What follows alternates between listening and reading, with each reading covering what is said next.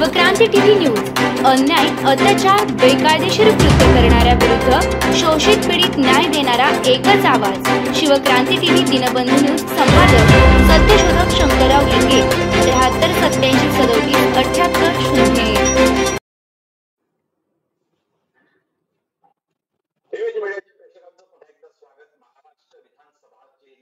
निकाल जाहीर झालेले आहेत आणि या निकालामध्ये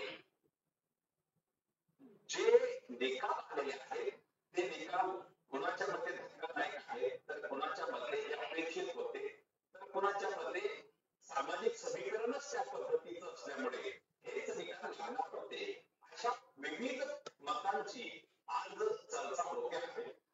यामध्ये एक पक्ष म्हणजे या निवडणुकीपूर्वी मराठा आणि ओबीसी आरक्षणाचा संघर्ष उभा राहिला होता आणि त्या अनुषंगाने या निकालाकडे ओबीसी कार्यकर्ते विचारवंत कसे पाहत आहेत किंवा कसं त्यांचं विश्लेषण येत आहे हे आज आपण पाहणार आहोत। आपल्या सोबत आहे विचारवंत कार्यकर्ते मान्य प्राध्यापक श्रावण देवे सर।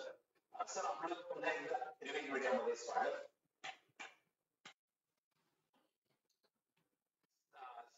आजचे निकाल लागलेले आहेत जवळपास सर्व फेऱ्या शेवटच्या क्षणाला आलेल्या आहेत आणि निकाल जवळपास निश्चित झालेले आहेत आणि महाराष्ट्र विधानसभेचे हे निकाल एकतर्फी म्हणावे अशा आहेत। महायुती भाजपच्या नेतृत्वाखालील महायुती या निवडणुकीत जिंकलेली आहे। याचं प्राथमिक विश्लेषण किंवा या विजयाकडे तुम्ही नेमकं कसं पाहता? आजच्या या महानिकालाने म्हणजे महाराष्ट्रातील निकाल म्हणून महानिकाल नाही तर खरोखर हे हा महानिकालच आहे। याने अनेक गोष्टींचा निकाल लावलेला आहे या आजच्या महानिकालाने आणि म्हणून त्याला आपण महानिकाल म्हणणार आहोत। आता या महानिकालातून ज्या अनेक गोष्टी पुढे आलेल्या आहेत त्याच्यात सर्वात पहिली आणि महत्वाची गोष्ट पुढे आलेली आहे ती म्हणजे जाती अंताचा प्रश्न, जाती व्यवस्थेचा प्रश्न हा सर्वात पहिल्या क्रमांकावर आलेला आहे। म्हणजे तुम्हाला दिवसभरच्या टीव्ही चर्चेमध्ये कुठेही तुम्हाला जातीचा उल्लेख दिसणार नाही, कुठेही तुम्हाला मराठा ओबीसीचा उल्लेख दिसणार नाही। सगळे जे काही विश्लेषक आहेत, विचारवंत आहेत, सगळे जण लाडकी बहीण म्हणून नाचवत आहेत दिवसभर टीव्हीवर। परंतु एकही विचारवंत, एकही विदूषक किंवा एकही नेता या सगळ्या निवडणुकांमध्ये जो प्रश्न गाजलेला होता तो प्रश्न म्हणजे मराठा ओबीसी प्रश्न, की जो मुख्यतः आज जाती व्यवस्था अंताशी निगडीत असलेला प्रश्न बनलेला आहे। त्याच्यावर कोणीही आज चर्चा करताना दिसत नाही। अर्थात याच्या मागे एक फार मोठे षड्यंत्र असतं ते आपण समजून घेऊ शकतो आणि ओबीसींना एखाद्या गोष्टीचं श्रेय देणं म्हणजे आपल्याकडे कमीपणा समजला जातो आणि ही परंपरा आहे नेहमीची। आता दुसरं एक फार महत्वाचं वैशिष्ट्य या महानिकालाने पुढे आणलेलं आहे ते जे आजपर्यंत होत होतं ते आज ठळकपणे सिद्ध झालेलं आहे आणि ते जाती व्यवस्थेचं जे वैशिष्ट्य आज ठळकपणे सिद्ध झालेलं आहे ते म्हणजे एखाद्या समाज घटकाला जर तुम्ही भीतीग्रस्त बनवलं, दहशतीत आणलं तर तो समाज घटक मोठ्या प्रमाणामध्ये या निवडणुकांमध्ये निर्णायक ठरत असतो। म्हणजे मी फार जुनं उदाहरण देत नाही, परंतु भारताला जेव्हा स्वातंत्र्य मिळालं त्यावेळेस बहुसंख्य मुस्लिम हे मुस्लिम लीगला मतदान करत होते। मुस्लिमांचा पक्ष मुस्लिम लीग होता। परंतु भारताची फाळणी झाल्यानंतर बरेचसे बहुसंख्य मुस्लिम पाकिस्तानला निघून गेले आणि भारतामध्ये जे राहिले ते अत्यंत अल्पसंख्याक, म्हणजे आधीच ते अल्पसंख्य होते आणि त्याच्यात पुन्हा अति अल्पसंख्य मुसलमान झालेत भारतामध्ये। तर इथल्या प्रस्थापित व्यवस्थेने किंवा ब्राह्मणी व्यवस्थेने पहिलं काम काय केलं की धार्मिक दंगलीच्या माध्यमातून इथल्या मुस्लिमांना दहशतग्रस्त बनवलं, भीतीग्रस्त बनवलं आणि त्यांना असुरक्षित केलं. आता मुस्लिम मोठ्या प्रमाणात असुरक्षित झाल्यामुळे, कारण मोठ्या प्रमाणात धार्मिक दंगली त्यावेळेस देशामध्ये झालेल्या होत्या आणि जसे हिंदूंवर अत्याचार झाले तसे मुस्लिमांवर पण अत्याचार झालेत. परंतु फाळणीनंतर हिंदू बहुसंख्य होतेच आधीपासून, परंतु मुस्लिम हे अल्पसंख्याकांमधले अल्पसंख्याक बनले आणि म्हणून ते दहशतीत गेलेत, भीतीमध्ये गेलेत आणि असुरक्षित झालेत. मुस्लिम असुरक्षित झाल्यामुळे काय झालं की इथल्या मुस्लिमांनी पहिली प्रायोरिटी दिली ती सुरक्षिततेला, की आपलं घर सुरक्षित राहिले पाहिजे, आपली फॅमिली सुरक्षित राहिली पाहिजे, आपल्या सुरक्षा मिळाली पाहिजे. या पहिल्या प्रायोरिटीमुळे काय झालं, त्यांना मुस्लिमांनी असं ठरवलं, अगदी फतवे पण काढलेत त्यांनी तेव्हापासून, की काँग्रेसला मतदान करा, काँग्रेसला निवडून आणा, म्हणजे आपल्याला सुरक्षा मिळेल. बाकी काँग्रेसने आम्हाला काही नाही दिलं तरी चालेल, आम्हाला आरक्षण नको, आम्हाला तुमच्या सोयी सवलती पण नको, आम्हाला काही नको, आम्हाला फक्त सुरक्षा पाहिजे. आणि म्हणून हिंदू महासभा किंवा जनसंघ वगैरे सारखे जातीवादी किंवा ब्राह्मणवादी पक्ष निवडून आलेत तर मुस्लिम असुरक्षित होईल आणि जर काँग्रेस निवडून आली तर मुस्लिम सुरक्षित होतील. म्हणून मुस्लिमांनी आपली स्वतःची मुस्लिम लीग पार्टी सोडून दिली आणि काँग्रेसला पकडलं. मुस्लिम लीगचे ते खासदारही निवडून आले नाहीत कधी, लक्षात. तर मुस्लिमांनी मोठ्या प्रमाणामध्ये काँग्रेसला साथ दिली आणि सुरक्षितता मिळवण्याचा त्यांचा तो प्रयत्न होता. आता किती सुरक्षितता मिळाली हा आपण नंतरच्या अभ्यासात आपण सांगू शकतो, परंतु त्यांना कायम दहशतीत ठेवायचं आणि काँग्रेसकडे वळायचं हे ब्राह्मणी व्यवस्थेचं राजकारण होतं. त्यानंतर 1956 नंतर बाबासाहेब आंबेडकरांच्या नंतर साधारणतः 10 वर्षापर्यंत सगळे दलित हे रिपब्लिकन पक्षाला मतदान करत होते आणि काही प्रमाणात रिपब्लिकन पक्षाचे खासदार आमदार निवडून येत होते. दलित हे रिपब्लिकन पक्षाला मतदान मोठ्या प्रमाणात करत होते 65 सालापर्यंत. 65 सालानंतर मोठ्या प्रमाणात आरक्षणाच्या विरोधात, दलितांच्या विरोधात दंगली सुरू झाल्या आणि दलित असुरक्षित झाला, भीतीग्रस्त झाला, भयग्रस्त झाला. आणि तेव्हा मग दलित समाज घटकाने हा विचार केला की बाकीचं आपल्याला काही नको, पण आपल्याला सुरक्षा पाहिजे. जर जनसंघ हिंदुत्ववादी पक्ष जर निवडून आले तर दलितांचं शिरकाण होईल आणि म्हणून काँग्रेसला साथ दिली तर आपली सुरक्षा राहील. म्हणून दलितांनी आपला रिपब्लिकन पक्ष सोडून दिला आणि काँग्रेस पक्षात धरला. मुस्लिमांनी मुस्लिम लीग सोडली, दलितांनी रिपब्लिकन सोडलं, स्वतःचं स्वतंत्र राजकारण सोडून दिलं दलित मुस्लिमांनी आणि काँग्रेसमध्ये ते जॉईन झालेत केवळ सुरक्षिततासाठी. आता पाळी आली ओबीसीवर. ओबीसी हा मोठा समाज घटक असल्यामुळे त्याला असुरक्षितता निर्माण करणे, त्याच्यामध्ये भयग्रस्तता निर्माण करणे याला बराच कालावधी गेला. आता आपली मागे चर्चा झाली होती हरियाणाच्या उदाहरणावरून. हरियाणामध्ये 2013ला काँग्रेसच्या सरकारने जाटांना ओबीसी मध्ये टाकलं आणि नंतर ते सुप्रीम कोर्टाने नाकारलं. तर त्यावेळेस ज्या प्रचंड मोठ्या प्रमाणात दंगली झाल्या जाट विरुद्ध ओबीसी, तर जाट म्हणजे जमीनदार, क्षत्रिय, स्वतःला क्षत्रिय म्हणवणारे जमीनदार, वतनदार, सत्ताधारी रुलिंग कास्ट. तर या रुलिंग कास्टने, सत्ताधारी जातीने, जाट जातीने ओबीसीवर प्रचंड अन्याय अत्याचार केले, दंगली केल्यात, त्यांची घरं जाळलीत, त्यांची व्यवसायाची ठिकाणं जाळलीत, हॉटेल वगैरे वगैरे.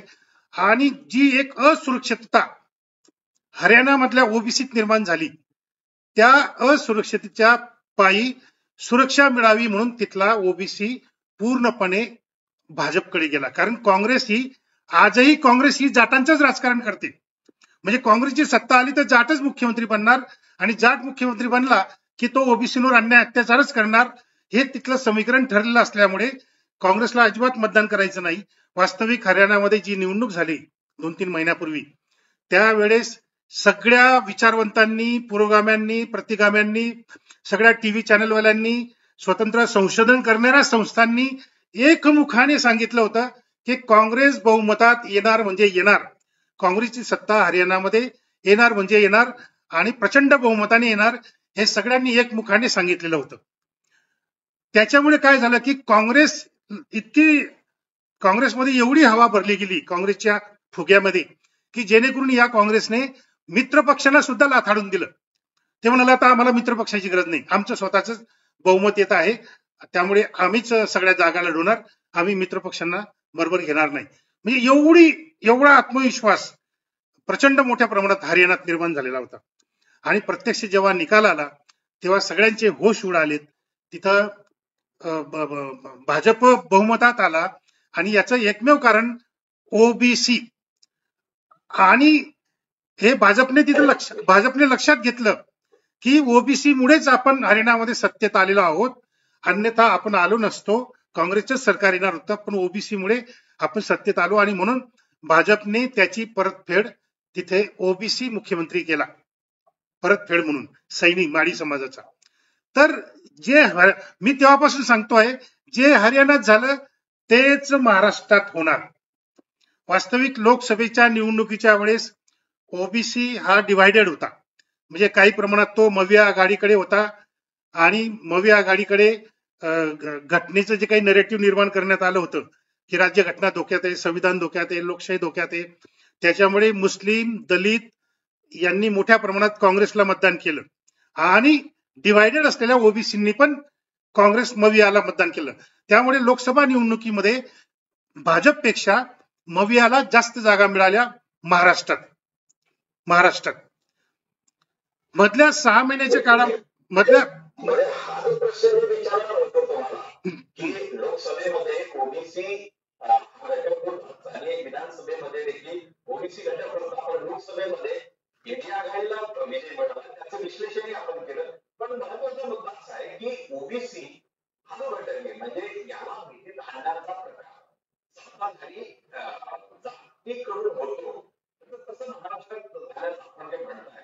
पण दुसऱ्या बाजूला काँग्रेसने वारंवार ही भूमिका मांडलेली होती की जातनिहाय जनगणना जी ओबीसी संघटनेची, ओबीसी नेत्यांची, ओबीसी राजकीय नेत्यांची, विचारवंतांची, कार्यकर्त्यांची मागणी आहे. देशामध्ये सर्वाधिक मागणी जातनिहाय जनगणनेची जर कोणाची असेल तर ती ओबीसी घटकाची. आणि याचं वारंवार उच्चारण राहुल गांधीने करूनही ओबीसी घटक राहुल गांधीकडे आकर्षित झाला नाही. मग यामध्ये काही वैचारिक अपहरण ओबीसी समूहाचं होत आहे, नेमकं काय होत आहे? तुमचा हा जो मुद्दा आहे किंवा तुमचा हा जो प्रश्न आहे याचं उत्तर देण्याची सुरुवात मी पहिल्या मुद्द्यातच केली आहे. मी तुम्हाला काय म्हटलं की लोकसभा निवडणुकीच्या वेळेस पूर्णपणे दलित, पूर्णपणे मुस्लिम काँग्रेसच्या पाठीशी उभे राहिलेत आणि डिवायडेड ओबीसी हे पण काँग्रेस मवियाच्या बाजूने उभे राहिलेत, म्हणून महाराष्ट्रात मवियाला भाजपपेक्षा जास्त जागा काँग्रेसला आणि मवियाला मिळाल्यात, हे मी तुम्हाला सांगितलं. आता मधल्या काळामध्ये काय झालं की मराठा फॅक्टर जो आहे याला कामाला लावण्यात आलं. म्हणजे शरद पवारांनी अगदी उघडपणे जरांगेची बाजू घेतली आणि जरांगेने सुद्धा उघडपणे भाजप विरोधी भूमिका घेतली, म्हणजे शरद पवारची भूमिका घेतली. आणि ओबीसींना दहशतीत आणण्यासाठी त्यांच्या घरांवर हल्ले झालेत, त्यांचे हॉटेल जाळले गेलेत, नाभिक बांधवाचे कटिंग सलूनची दुकानं जाळली गेली. नंतर ओबीसी नेते लक्ष्मण हाके, श्रावण देवरे यांच्यावर हल्ले झालेत, त्यांच्या घरावर हल्ले झालेत, त्यांच्या गाडीवर तोडफोड करण्यात आली. अशा प्रकारचे प्रचंड हिंसक वातावरण महाराष्ट्रामध्ये मराठा समाजातील गुंडांनी आणि समाजकंटकांनी निर्माण केल्यामुळे आणि जरांगेने उघडपणे भाजप विरोधी भूमिका घेतल्यामुळे ओबीसी हा आपोआप मराठा विरोधी म्हणजे तो भाजपच्या बाजूने गेला, केवळ सुरक्षितता मिळण्यासाठी. आता तुम्ही जो मुद्दा विचारला की ओबीसीची सगळ्यात मोठी मागणी तर जातनिहाय जनगणनेची आहे आणि ती राजीव गांधींनी वारंवार मान्य केली आहे. मी तेच म्हणतोय की जेव्हा एखादा समाज घटक दहशतग्रस्त बनतो, भीतीग्रस्त बनतो, असुरक्षित बनतो, तेव्हा तो म्हणतो आम्हाला काहीच नको पाहिजे, आम्हाला सुरक्षा पाहिजे. जर इथे पुन्हा शरद पवारांचं जर सरकार आलं म्हणजे पुन्हा मराठ्यांचं सरकार येईल आणि मराठ्यांचं सरकार जर आलं तर पुन्हा ओबीसींवर अन्याय अत्याचार होतील, ही जी काही भीती ओबीसींच्या मनात होती, म्हणून त्यांनी प्रतिगामी ओबीसी, पुरोगामी ओबीसी अनाडी ओबीसी, सुशिक्षित ओबीसी सगळ्यांनी एक गठ्ठा भाजपला मतदान केलेलं आहे आणि त्याचा फायदा प्रत्यक्ष अप्रत्यक्ष शिंदे गटाला पण झाला आणि अजित पवार गटालाही झाला. अर्थात अजित पवारांनी कधीही जरांगीची बाजू घेतली नाही, त्यामुळे त्यांच्यासाठी एक तो एक प्लस पॉईंट होता. परंतु शिंदेला याच्यासाठी फायदा झाला शिंदेना की ते भाजपच्या सोबत होते म्हणून शिंदेना आपोआप त्याचा फायदा झाला ओबीसीचा. आणि म्हणून जे आधी निवडणुकीच्या आधी आम्हाला 175 जागा मिळतील, आम्हाला 180 जागा मिळतील असं जे निवडणूक संपल्यानंतरही सांगत होते, ते आता स्वतःच आश्चर्यचकित झालेत की आम्हाला 225 आणि 226 जागा कसं काय मिळाल्या. आता ते ओबीसीना श्रेय द्यायला कचरतात. लक्षात घ्या, आता वास्तविक निवडणुकीच्या आधीच मी हे सगळं लिहिणार होतो, बोलणार होतो, परंतु आपल्याकडे असहिष्णुता प्रचंड प्रमाणात वाढलेली आहे. म्हणजे मी जर निवडणुकीच्या आधी जर सांगितलं असतं की भाजप बहुमताने सत्तेत येणार आहे, ही वस्तुस्थिती जर मी सांगितली असती, तो लोकांनी त्याचा असा समज करून घेतला असता की श्रावण देवरे गेले भाजपमध्ये. एवढी असहिष्णुता आपल्या विचारवंतांमध्येच आहे, बाकीच्यांच्या जाऊ द्या हो. विद्वान आणि विचारवंत लोक सुद्धा आज त्यांची आकलन शक्ती जातीग्रस्त झालेली आहे, त्यांची बुद्धी जातीग्रस्त झालेली आहे. आणि त्यामुळे माझ्या मित्रांनाही त्याचा धक्का बसला असता आणि माझ्या हितशत्रूंना तर ते कोलीतच हातात मिळालं असतं की श्रावण देवरेंनी भाजपची बाजू घेतली म्हणून. म्हणून मी ठरवून घेतलं की निवडणुकीच्या आधी काही लिहायचं नाही, काही बोलायचं नाही. ओबीसीमध्ये जी काही अस्वस्थता निर्माण केलेली आहे समाजकंटकांनी आणि गुंडांनी, ती ओबीसीची अस्वस्थता बीजेपीला फायदेशीर ठरणार आहे. त्यामुळे आपण बोलू अथवा न बोलू त्याचा काही परिणाम होणार नाही आणि म्हणून मी शांत राहिलो. परंतु ओबीसीचं प्रातिनिधिक स्वरूपामध्ये जे मत व्यक्त केलं प्राध्यापक लक्ष्मण हाकेंनी, त्यांनी निवडणुकीच्या आधी, मतदानाच्या आधी कमीत कमी 3 वेळा टीव्ही चॅनलवरून सांगितलं की ओबीसी भाजपला मतदान करणार आहेत. आणि ज्याप्रमाणे मी ओबीसी जनतेमध्ये मासमध्ये काम करतो रस्त्यावर उतरून, तसं लक्ष्मण हाके सुद्धा रस्त्यावर उतरून काम करणारे लढवय्ये कार्यकर्ते आहेत. आणि ओबीसीमध्ये काय चाललेलं आहे, काय अस्वस्थता चाललेली आहे, हे लक्ष्मण हाके जसे ओळखू शकतात. ते बोलून गेलेत. फरक एवढाच आहे की मी बोललो नाही. बाकी मग जे काही ओबीसी विद्वान, बाकीचे ओबीसी विद्वान आहेत, पुस्तकी विद्वान, कोणी प्राचार्य आहेत, कोणी प्राध्यापक आहेत, कोणी लेखक आहेत, साहित्यिक आहेत, हे सगळे पुस्तकी विद्वान, स्वतःला पुरोगामी म्हणवणारे, यांना ओबीसी मधली अस्वस्थता कधी दिसणार नाही किंवा हे भाजपकडे का जात आहेत ते पण त्यांना दिसणार नाही. आणि आपली विद्वत्ता पाजळत बसणार, स्वतःच्या कपाळावर पुरोगामी शिक्का म्हणून मारत बसणार आणि याच्या पलीकडे त्यांच्याकडे काही नाही. पण सर मगाशी तुम्ही जे म्हटले की हरियाणामध्ये ओबीसीने एक गठ्ठा बीजेपीला मतदान केलं आणि त्याचं फलस्वरूप म्हणून हरियाणाचा मुख्यमंत्री ओबीसी देण्यात आला.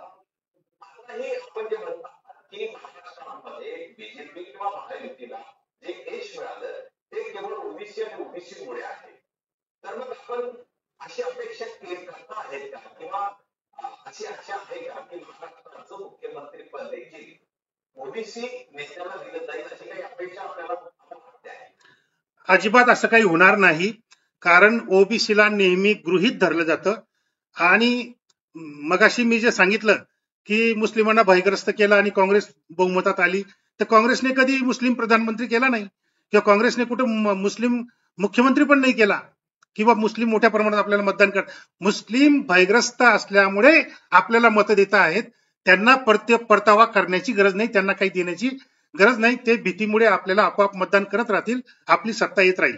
त्याचप्रमाणे दलितांनी सुद्धा काँग्रेस आपल्या स्वतःचा रिपब्लिकन पक्ष सोडून दिला आणि काँग्रेस पक्षाला मतदान केलं दलितांनी, पण त्याच्या बदल्यात काँग्रेसने दलितांना काही दिलं नाही. त्याचप्रमाणे ओबीसींनी आता भाजपला साथ दिली आहे 2014 पासून. जरी मोदी प्रधानमंत्री ओबीसी आहेत असं दाखवतात, तरी पण ते किती ओबीसी आहेत हे याच्याबद्दल लोकांना शंकाच आहे. पण हा जो बदला काढ होता, म्हणजे जसं आपण म्हणलंय की 65 पर्यंत दलित मतदारांनी रिपब्लिकन पक्षाला मतं दिली आणि त्याकडून मुस्लिम लीगला मुसलमानांनी सोडलं. पण दुसऱ्या बाजूला आपण पाहतोय की जो उत्तराखंड म्हणजे जो झाला त्याच्यामध्ये बहुजन समाज पक्ष दलितांमध्ये मोठ्या प्रमाणात, म्हणजे देशभरातल्या अनेक राज्यांमध्ये त्यांचे आमदार देखील निवडून आले आणि मोठ्या प्रमाणात दलितांचं मतदान तिकडे गेलं, म्हणजे काँग्रेस सोडून गेलं. दुसऱ्या बाजूला एआरएमआय एएम सारखे पक्ष जे आहेत तेही उभे राहिले आणि मुस्लिमांना मुस्लिम आणि दलित मतदार एका बाजूला काँग्रेस पासून वेगळं होऊन त्यांच्या स्वतःच्या पक्षाकडे गेले आणि ते पक्ष बऱ्यापैकी यशही मिळवताना दिसले. अशा वेळी काँग्रेसचा जो मतदार गमावलेला आहे तो रिगेन करण्याचा प्रयत्न काँग्रेस करत असताना आणि तो तसा झालेला दिसत असताना म्हणजे काँग्रेस देशभरात मात्र पराभूत होताना दिसते किंवा कमी होताना दिसते. तर याचं जी चर्चा लोकांमध्ये होते की बऱ्याच वेळी ते तंत्रज्ञानाने याचा दोष दिला जातो की मोठ्या प्रमाणात मतदान त्याच्या पद्धतीने होते, परंतु तंत्रज्ञानामुळे या गोष्टी होत आहेत असा एक आरोप होतो. तर त्याच्या संदर्भात तुमचं नेमकं काय? हा तुमचा रोख ईव्हीएम कडे आहे, मला लक्षात आलं ते. आता आपल्या पुरोगामांमध्ये एक फार मोठी एक वाईट सवय लागलेली आहे की ईव्हीएम महत्वाचा मुद्दा करायचा म्हणजे जेणेकरून आपल्यावरची बरीच जबाबदारी टळून जाते. कशामुळे झालं? आम्ही तर खूप काम केलं, पण कशामुळे झालं? ईव्हीएम मुळे झालं. तर ईव्हीएमला किती दोष द्यावा याचंही काहीतरी मर्यादा आहे, लक्षात घ्या. कारण ईव्हीएम जर पूर्णपणे जर निवडणुकांमध्ये वापरून सत्तेमध्ये जर येता आलं असतं तर कुठेही काँग्रेसची सत्ता आली नसती, ममता बॅनर्जी आली नसती, तामिळनाडूमध्ये तर एकही डीएमकेचा खासदार आला नसता.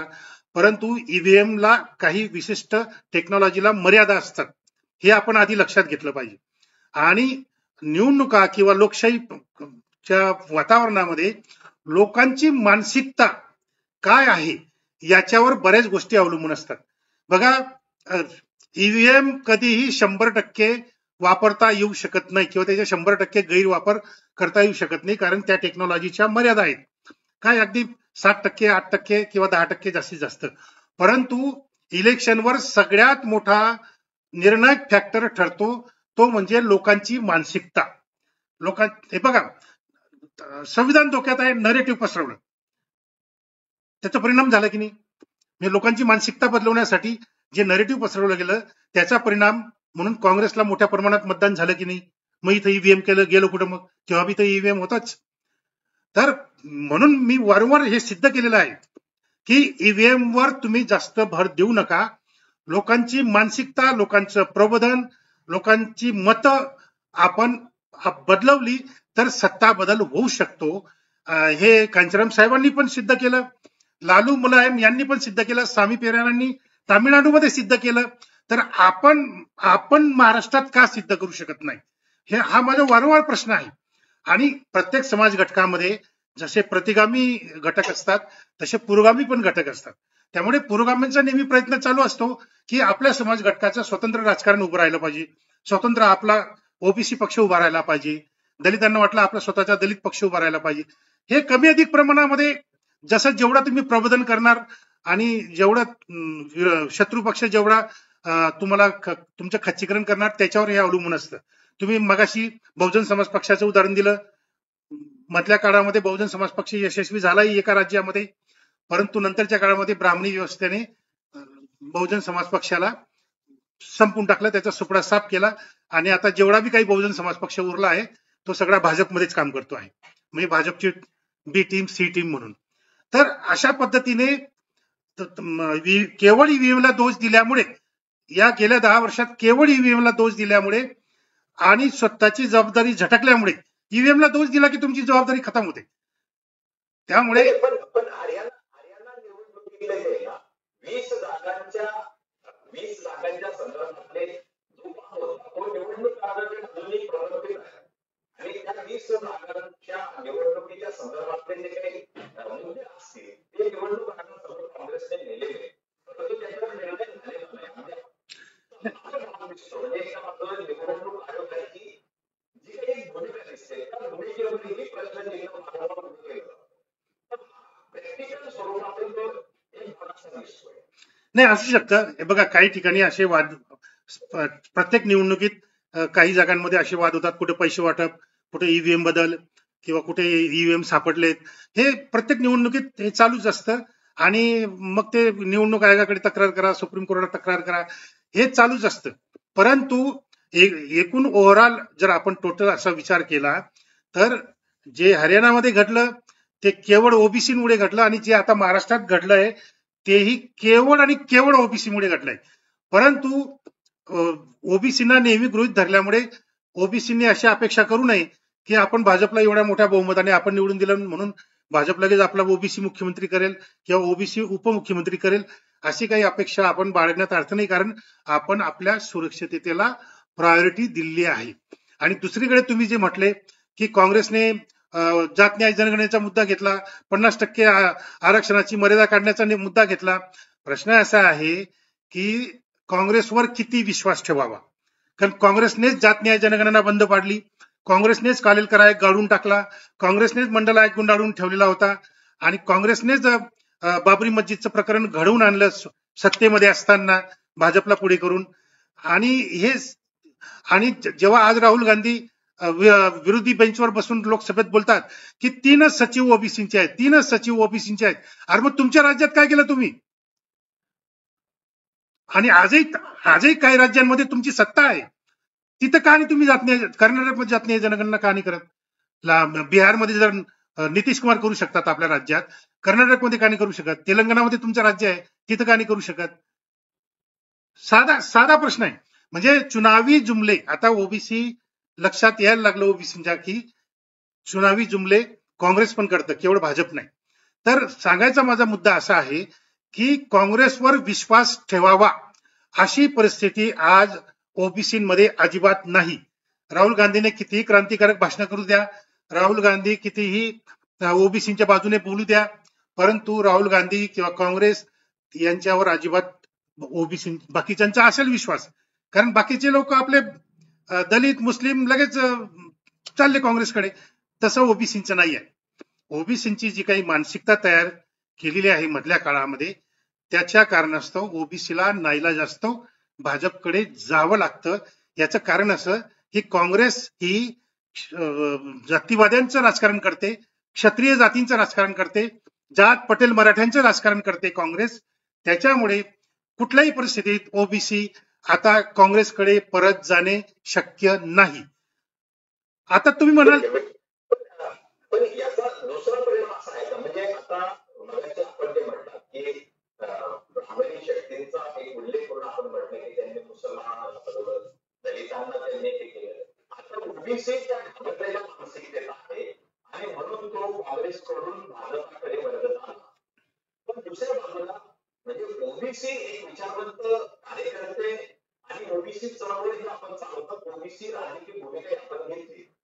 अशा वेळी ओबीसीची राजकीय भूमिका ही तुम्ही मगाशी सुरुवातीला उल्लेख केला की जाती निर्मूलनाच्या दिशेने आता व्यवस्था किंवा हा समाज आता उभा राहतो. परंतु दुसऱ्या बाजूला जे भाजपाचं किंवा अन्य यांचं आपण समर्थन करतोय त्यांची भूमिका ही जात निर्मूलनाची राहिलेली नाही.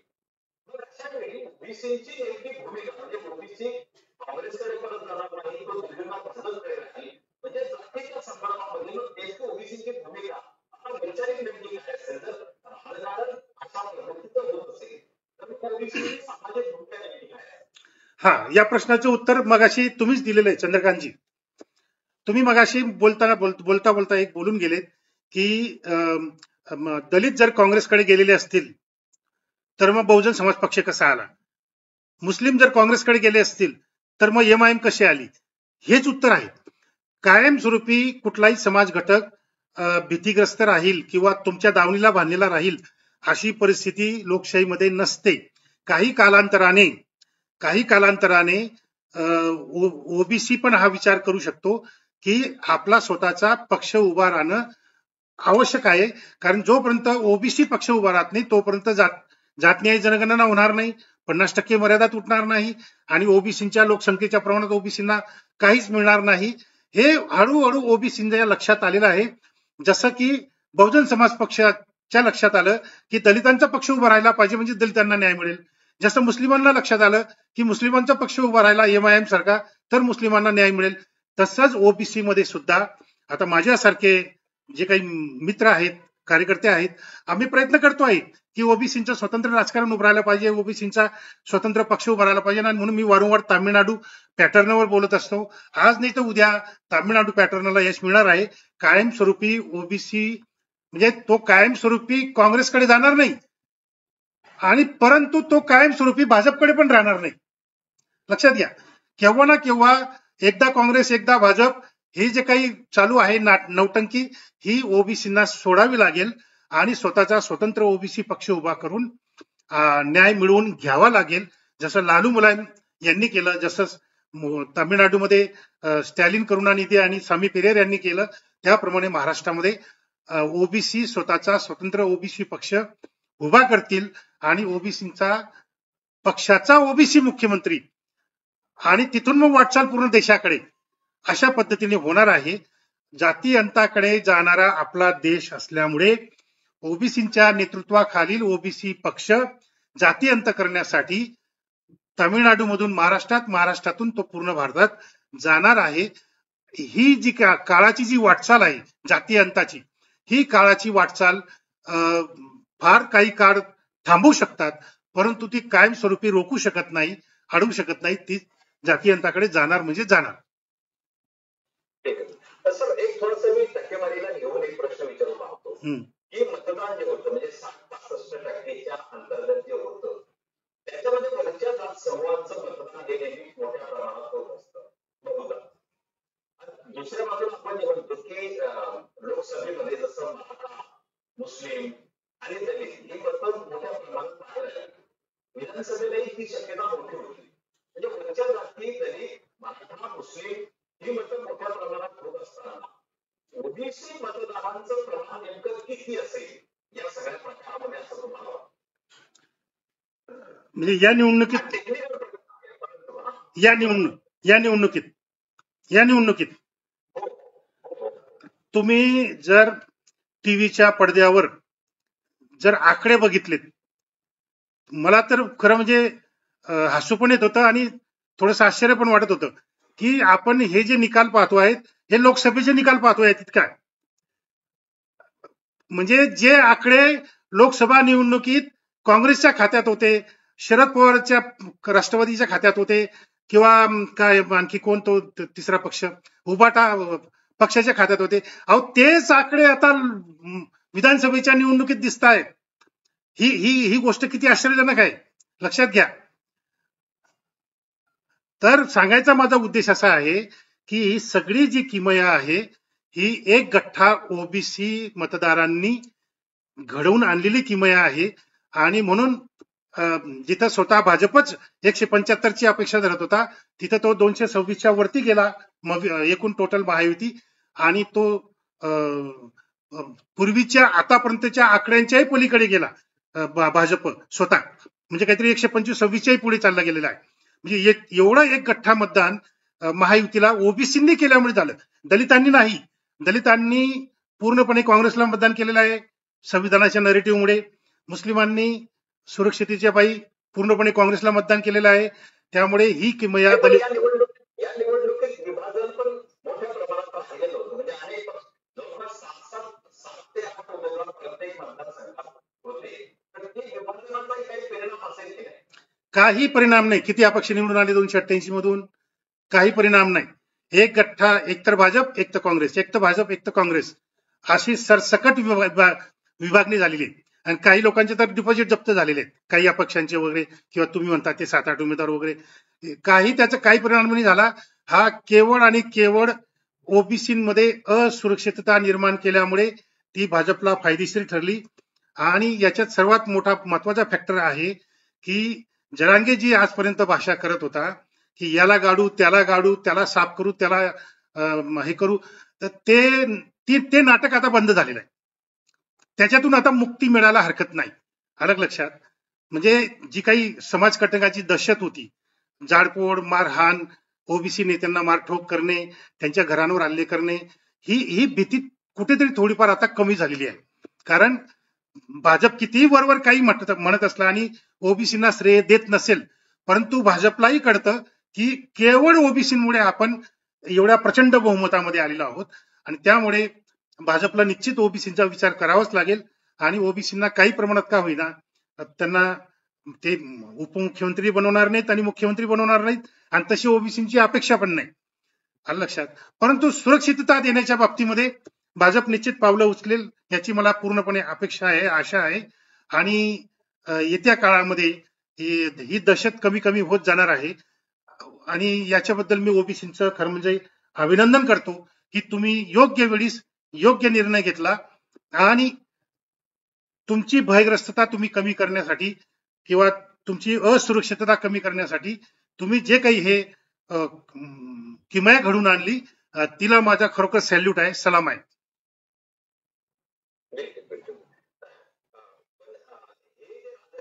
म्हणजे 2014 नंतर आता जे देशात उभं राहिलेलं आहे आणि महाराष्ट्रामध्ये सगळ्यात म्हणजे आपण असं म्हणूया की 15-2.5 वर्षाचा कालखंड जो महाविकास आघाडीचा सोडला तर आता सगळ्यात भाजप महायुतीचं सरकार जे आहे म्हणजे 2014 मधल्या सरकारमध्ये उद्धव ठाकरे एक शिवसेना एकत्रित होती, 2019 मध्ये विभाजित झाली आणि आता उद्धव ठाकरे, शरद पवार आणि काँग्रेस जे आता सत्तेच्या मागे आणि भाजपाने काही नवीन 2 गट ज्यांचा आता स्वतंत्र पक्ष बनला, मूळ पक्ष त्यांच्याकडे आला.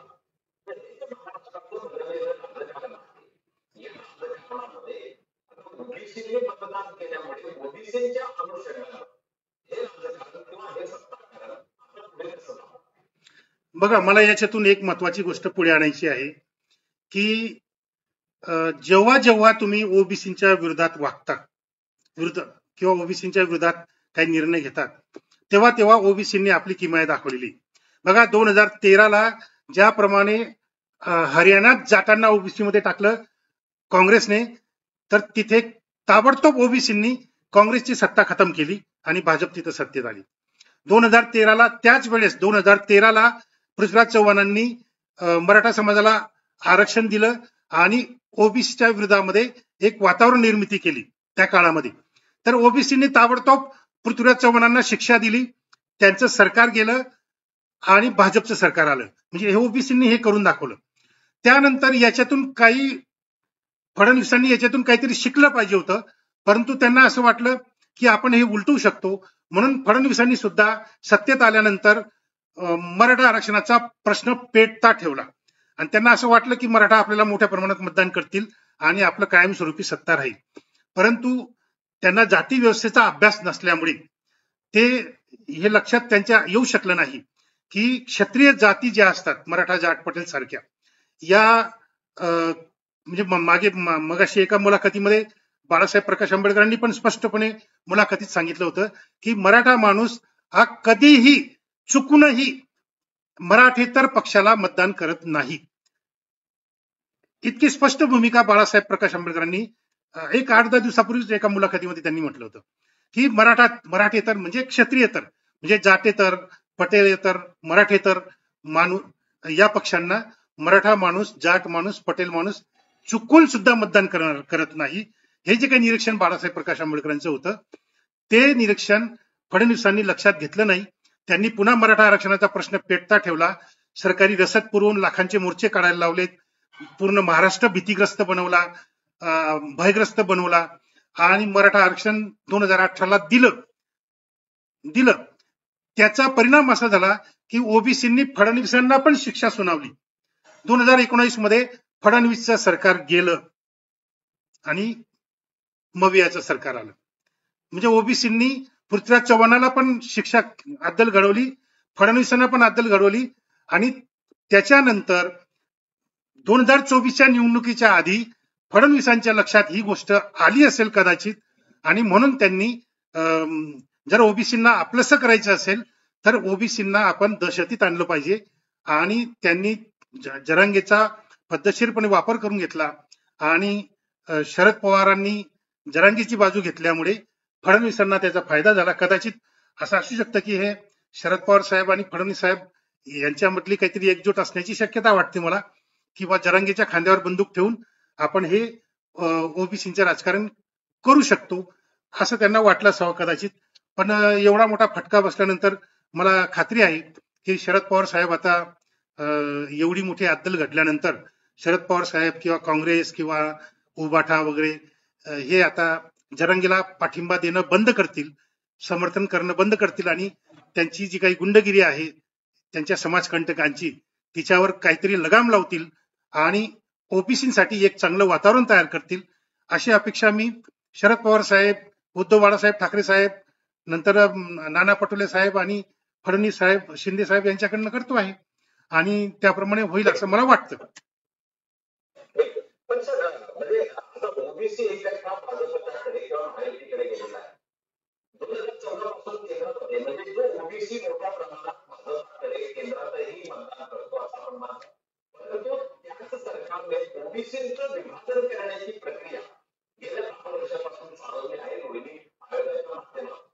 म्हणजे जो ओबीसी एक गठा मधून येतो आहे त्याच ओबीसीला एकमेकांपासून पूर्ण विभाजन करणं, त्याचं वर्गीकरण करणं, हे जे भूमिका घेतली आहे सरकारने किंवा त्या पक्षांनी, तरीही ओबीसी त्यांच्या पाठीशी जो जातो आहे, मग याचं नेमकं भाजपकडे भीतीच आहे की नेमकं आणखी काय आहे?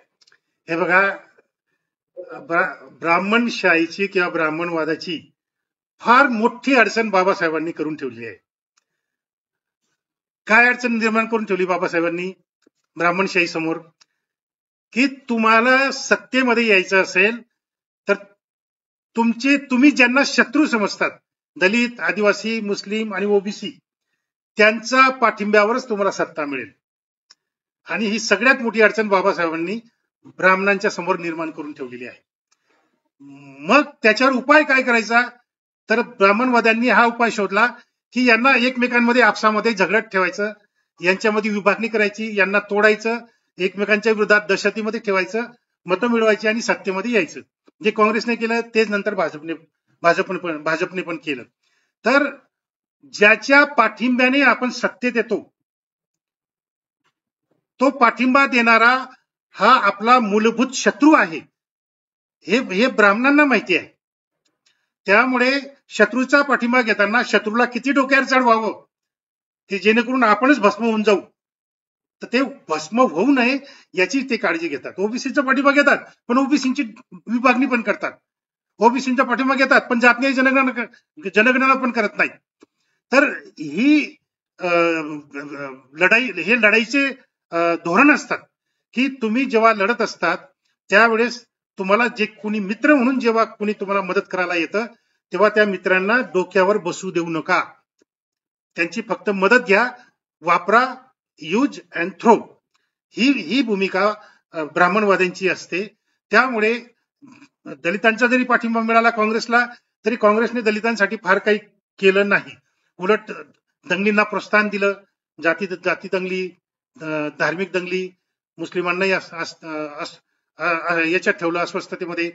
तर ब्राह्मणवादी काँग्रेस किंवा ब्राह्मणवादी भाजप हे ज्याच्या पाठिंब्याने सत्तेत येतात त्या लोकांना कधीही खांद्यावर किंवा डोक्यावर बसवत नाहीत.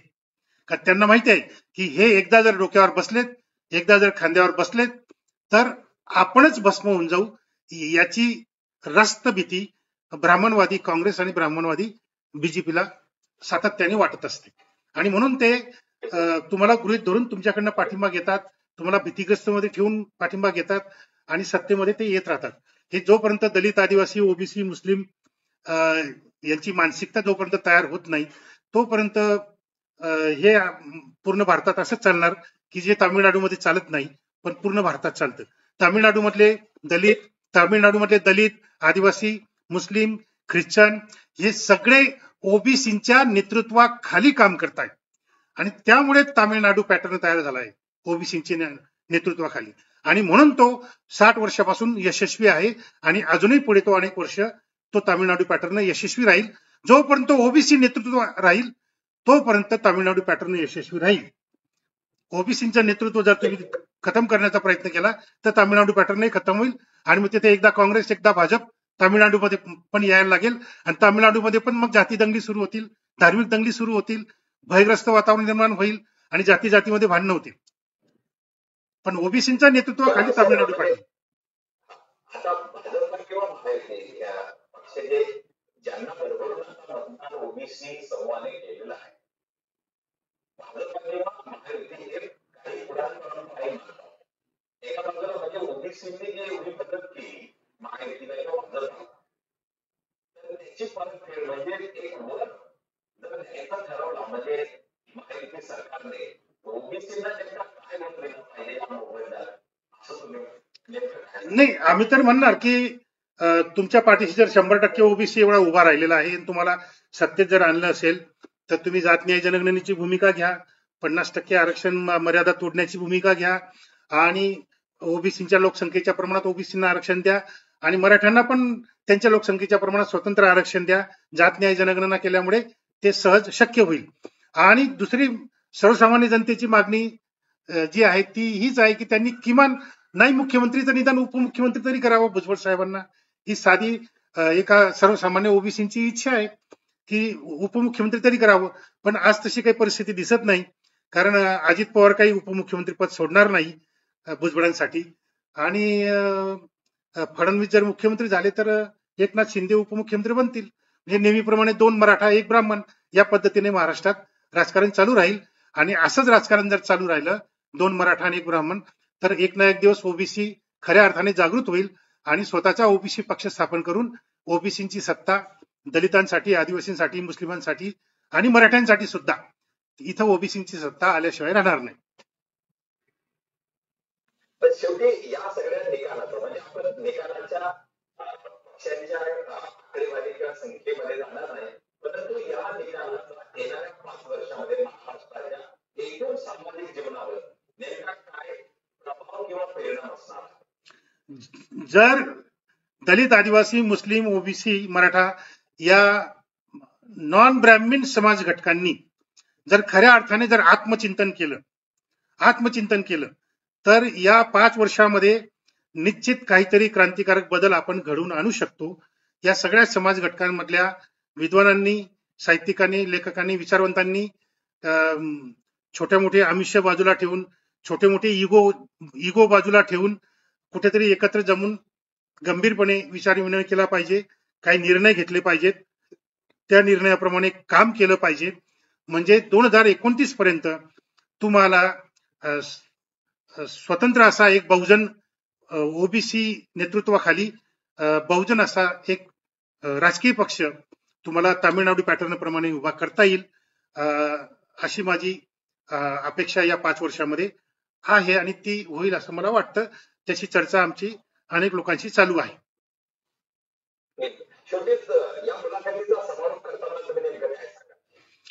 मी नेमकं हे सांगेल की भयग्रस्त वातावरण निर्माण करून समाज घटकांना भयभीत करून जास्त दिवस तुम्हाला राजकारण करता येणार नाही, कारण सगळ्याच समाज घटकांमध्ये कमी अधिक प्रमाणामध्ये जागृती निर्माण होते आहे आणि स्वतंत्र स्वतःच्या पायावर उभं राहून स्वतःचा पक्ष, स्वतःचं राजकारण उभं करण्याचा प्रयत्न चालू आहे आणि तो याच्यानंतर अधिक गतिमान होईल. हा मला वाटतं योग्य तो संदेश लोकांसाठी राहील असं मला वाटतं. महाराष्ट्राच्या विधानसभा निवडणुकीमध्ये जो महायुतीचा विजय झाला, या महायुतीच्या विजयामध्ये ओबीसीचा मतदानाचा सेनाचा आहे आणि तो का आहे की ओबीसी समाजाला त्या पूर्वीच्या सत्ताधारी जातींनी भयग्रस्त बनवल्यामुळे त्या ओबीसी जातींना एक सुरक्षितता हवी होती आणि त्या सुरक्षिततेच्या साठी त्यांनी दिलेला मतदानाचा परिणाम महायुती आणि भाजपा प्रणित महायुती ही सत्तेवर आणि त्या युतीने जातीचे प्रश्न, सगळ्या जातींचे प्रश्न अग्रक्रमाने सोडवावे अशी अपेक्षा माननीय प्राध्यापक सावंत यांनी व्यक्त केली आहे आणि त्यांनी या ठिकाणावर लगेचच त्यांनी चर्चेला येण्यासाठी जी मान्यता दिली त्याबद्दल त्यांचं मीडियातर्फे मी मनापासून आभार व्यक्त करतो. धन्यवाद सर. आपण वेगवेगळे मीडियाला दिला. जय ज्योती, जय भीम, जय संविधान.